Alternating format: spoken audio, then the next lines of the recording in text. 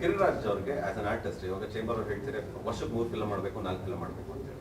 So Kiran Raj ಅವರು 3 film ಮಾಡ್ತೀನಿ 4 film ಮಾಡ್ತೀನಿ ಅಂದ್ರೆ 100% ಕತೆ ಸಿಕ್ಕೇ ಸಿಗುತ್ತೆ. ಹಾಗಂತೇಳಿ ಎಲ್ಲಾ ಕತೆನೂ ಆರಿಸ್ಕೊಂಡು ನೀವು ಫಿಲ್ಮ್ ಮಾಡ್ತೀರಾ, ಸೊ ನೀವು ಸೆಲೆಕ್ಷನ್ ಹೋಗ್ತೀರಾ? ಕರಿಯರ್ ಮ್ಯಾಟರ್ಸ್ ಆಗುತ್ತೆ ನಿಮ್ದು. ನಾನಿನ್ನೂ ಆ ಸ್ಟೇಜಲ್ಲಂತೂ ಇಲ್ಲ. ಬಿಕಾಸ್ ನಾನು ಹೇಳ್ತಿಲ್ಲ, ನನಗೆ ಈಗ 10 ವರ್ಷ ಆಗಿದೆ, ಜನಗಳ ಪ್ರೀತಿ ಇದೆ, ಒಂದಷ್ಟು ಜನ ಪರಿಚಯ ಇದ್ದಾರೆ, ಜನಗಳು ನಾನು ಪರಿಚಯ ಇದ್ದೀನಿ. ಬಟ್ ಸ್ಟಿಲ್ ನನಗೆ ನಾನು ಪಾರ್ಟ್ ಆಫ್ ಇಂಡಸ್ಟ್ರಿ ಅಂತ ನಂಗೆ ಇನ್ನೂ ಅನಿಸೇ ಇಲ್ಲ.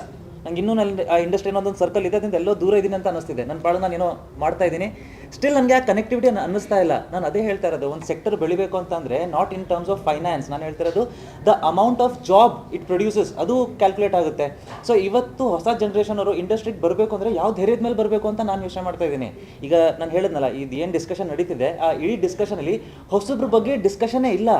The number of films they are making, ಅವರು ಈಗ ಅವ್ರ ಸಿನಿಮಾ ಓಡ್ತಿಲ್ಲ, ಅದರಲ್ಲಿ ಅವ್ರಿಗೆ ಗೊತ್ತಿರೋಂಗೆ ಎಷ್ಟೋ ಹೊಸಬ್ರದ್ದು ಒಳ್ಳೆ ಸಿನಿಮಾ ಇದೆ, ಅದು ಬೇರೆ ಬೇರೆ ಕಾರಣದಿಂದ ಓಡಿಲ್ಲ. ಹಾಗಂತ ಅವ್ರಿಗೆ ಮುಂದೆ ಲೈಫೇ ಇಲ್ಲ ಅಂತನಾ?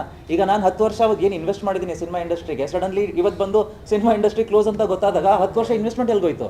ನಾನು ಮುಂದೆ ಏನು ಮಾಡಲಿ? ನಾನು ಹೋಗ್ಲಿ ಮಾಡಲು ಬಿಡುವ ಅಂತಲೂ ನನಗೆ ಒಂದು ಕ್ಲಾರಿಟಿ ನನಗೆ ಸಿಗ್ತಾ ಇಲ್ಲ. So should I continue or ನಾನು ಯಾವ್ದಾದ್ರು ಬೇರೆ ಕೆಲಸ ನೋಡಬೇಕಾ, ಆ ಒಂದು ಕ್ಲಾರಿಟಿನೂ ನನಗೆ ಸಿಗ್ತಾ ಇಲ್ಲ. ಅಂಥದ್ರಲ್ಲಿ ಆ ಕತೆ ತನಕ ನಾನು ಎಲ್ಲಿಗೆ ಹೋಗಲಿ ಈಗ?